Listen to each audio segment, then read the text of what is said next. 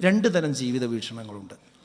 അതിലൊന്ന് ജീവിതം ഒന്നേ ഉള്ളൂ എന്ന വീക്ഷണമാണ്. നിഹിലിസം എന്നാണ് പുതിയ പേരിട്ട് വിളിക്കുന്നത്. മറ്റൊന്ന് യഥാർത്ഥ ജീവിതം ഇതല്ല, ഇത് പരീക്ഷണമാണ്, യഥാർത്ഥ ജീവിതം പരലോകത്താണ്, മരണശേഷമാണ്. ഈ രണ്ട് വീക്ഷണമാണ് നമ്മുടെ നാട്ടിൽ ജീവിതത്തെക്കുറിച്ചുള്ളത്. ഇതിൽ ഒന്നാമത്തെ വീക്ഷണമാണ് നമുക്കുള്ളത് എങ്കിൽ നമ്മളറിയാം. അപ്പോൾ ഈ ഇരിക്കുന്ന കൂട്ടത്തിലോ ഓൺലൈനിൽ ആയിരങ്ങൾ ഇത് കേട്ടുകൊണ്ടിരിക്കുന്നുണ്ട്. അവരാരെങ്കിലും ഈ ജീവിതം തന്നെയുള്ളൂ, രണ്ടാമതൊക്കെ മനുഷ്യൻ വരുമോ എന്നാണ് വിചാരിക്കുന്നത് എങ്കിൽ അവരോട് എനിക്ക് പറയാനുള്ളൊരു കാര്യം എന്താണെന്ന് വെച്ചാൽ, എല്ലാവർക്കും ഒരുപോലെ ജീവിതം ആസ്വദിക്കാനാവില്ല എന്ന് നമുക്ക് നന്നായിട്ട് അറിയാലോ.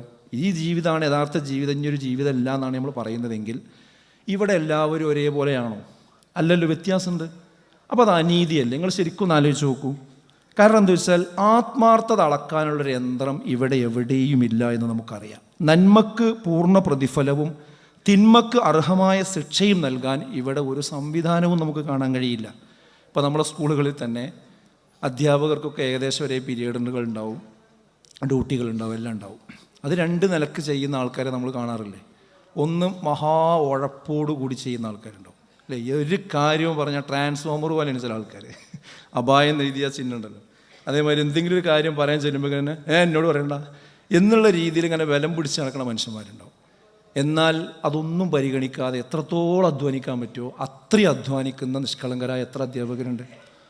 പക്ഷെ ഞാൻ പറയുന്നത് മാസം കൂടുമ്പോൾ ഇവർ രണ്ടുപേരും ജോയിൻ്റ് ഡേറ്റ് ഒന്നാണെങ്കിൽ ഒരേ ശമ്പളമല്ലേ രണ്ടാവട്ടരും കിട്ടുന്നത്?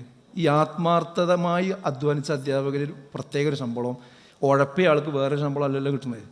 അപ്പോൾ അവിടെ ഈ ആത്മാർത്ഥത അളക്കാൻ ഇവിടെ ഒരു രംഗത്തും, അധ്യാപന രംഗത്ത് മാത്രമല്ല എവിടെയും സംവിധാനം